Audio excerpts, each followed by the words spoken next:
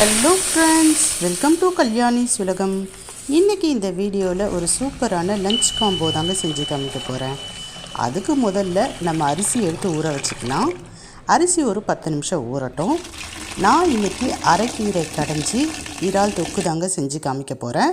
முதல்ல அரைக்கீரையை நல்லா க்ளீன் பண்ணிக்கலாம். க்ளீன் பண்ணிவிட்டு நல்ல அகலமான பாத்திரத்தில் வச்சு 2-3 டைம் கீரையை அலசி எடுத்துக்கலாம்.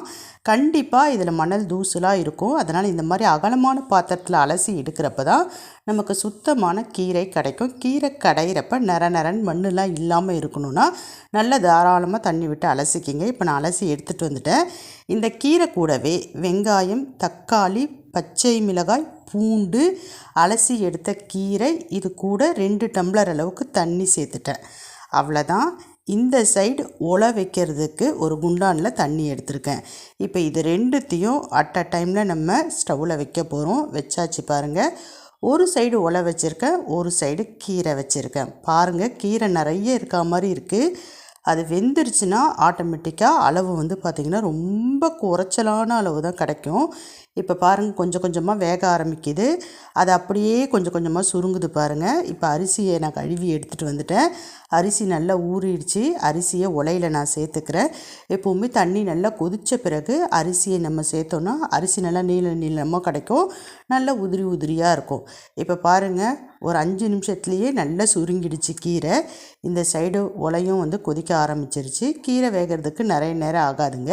கீரை நல்லா வெந்துருச்சு. நான் புளி சேர்த்துக்கிறேன். நான் புளி சேர்த்த பிறகு ரொம்ப நேரம் ஸ்டவ்வில் வச்சுருக்க வேணாங்க. ஸ்டவ் ஆஃப் பண்ணிட்டேன். இப்போ கீரை பார்த்திங்கன்னா ஆல்மோஸ்ட் ரெடி ஆகிடுச்சு. இப்போ நம்ம கடைஞ்சி எடுக்கணும். இதை கடையிறதுக்குள்ளே சாப்பாடும் வெந்துடும்னு நினைக்கிறேன். பாருங்கள், நான் கல்சட்டி எடுத்துக்கிட்டேன். இப்போ வேக வச்ச சட்டியிலேருந்து கல்சட்டிக்கு மாற்றி நல்லா கடைஞ்சிக்கலாம். அதுக்கு முதல்ல கீரையை மட்டும் வடித்து எடுத்துக்கலாம். தண்ணியை தனியாக வச்சுக்கலாம். இப்போ கீரை கூட தேவையான அளவு உப்பு சேர்த்துக்கிறேன். உப்பு சேர்த்துட்டு மத்து வச்சு நல்லா கடைஞ்சிக்கலாம். சுட சுட கடையிறப்ப ஈஸியாக கடையிறதுக்கு வரும். நம்ம மிக்சிலெலாம் போட்டு அடித்தோன்னா இந்த அளவுக்கு டேஸ்ட் இருக்காது. கல்சட்டியில் கடைங்க, கீரை சூப்பராக இருக்கும். இப்போ பாருங்கள், கீரை நல்லா பார்த்திங்கன்னா கடைஞ்சாச்சு. சோறும் பார்த்திங்கன்னா வெந்துருச்சு. நான் வடிச்சிக்கிறேன். இப்போ அதே ஸ்டவ்வில் கடாய் வச்சு நான் கீரைக்கு தாளிப்பு ரெடி பண்ணிக்கலாம். ரொம்ப ஈஸி தாங்க. ஒரு கடாய் வச்சுக்கலாம். அந்த கடாயில் ஒரு 3 ஸ்பூன் அளவுக்கு எண்ணெய் சேர்த்துக்கிறேன். எண்ணெய் சூடான பிறகு கொஞ்சமாக கடுகு பொரிய விட்டுக்கலாம். கடுகு பொரிஞ்ச பிறகு 2 காஞ்ச மிளகாவை 2ஆக உடைச்சி அதில் சேர்த்து உடனே ஆஃப் பண்ணிடலாம். இல்லைன்னா மிளகாய் தீஞ்சு போயிடும். இப்போ நான் ஏற்கனவே கடைஞ்ச கீரை கூட இந்த தாளிப்பை சேர்த்துக்கிறேன். இப்போ மறுபடியும் அந்த மத்து வச்சு லைட்டாக மிக்ஸ் பண்ணிக்கலாம். அவ்வளோதாங்க, சூப்பரான கீரை கடையில் ரெடி ஆகிடுச்சு. கடைசியாக நம்ம வேக வச்ச மிச்சம் இருக்க அந்த தண்ணியும் சேர்த்து நல்லா மிக்ஸ் பண்ணிக்கலாங்க. சூப்பரான அரைக்கீரை கடையில் ரெடி ஆகிடுச்சு. அதே மாதிரி சாப்பாடும் நம்ம வடிச்சிட்டோம். இப்போ சைட் டிஷ் மட்டும்தான் ரெடி பண்ணணும். பாருங்கள், பச்சை பசேல்னு சூப்பராக கீரை கடையில் ரெடி ஆகிடுச்சு. ஒன்று நோட் பண்ணிங்கன்னா தெரியும், கீரை எவ்வளோ இருந்தது பாருங்கள். கடைஞ்சி எடுத்தால் 2 பேர் தான் சாப்பிட முடியும். அந்த அளவுக்கு தான் இருக்குது. இப்போ நான் சைட் டிஷ் இறா தொக்குள் செய்ய போகிறேங்க. ஸ்டவ் ஆன் பண்ணி கடாய் வச்சுக்கிறேன். எண்ணெய் விட்டுக்கிறேன். கடுகு பொரிய விட்டுக்கிறேன். சோம்பு சேர்த்துக்கிறேன். சீரகம் சேர்த்துக்கிறேன். 2 வெங்காயம், ஒரே ஒரு பச்சை மிளகாவை சேர்த்து நல்லா வதக்கிக்கலாம். இது கூடவே இஞ்சி பூண்டு பேஸ்ட்டு சேர்த்துக்கலாம்.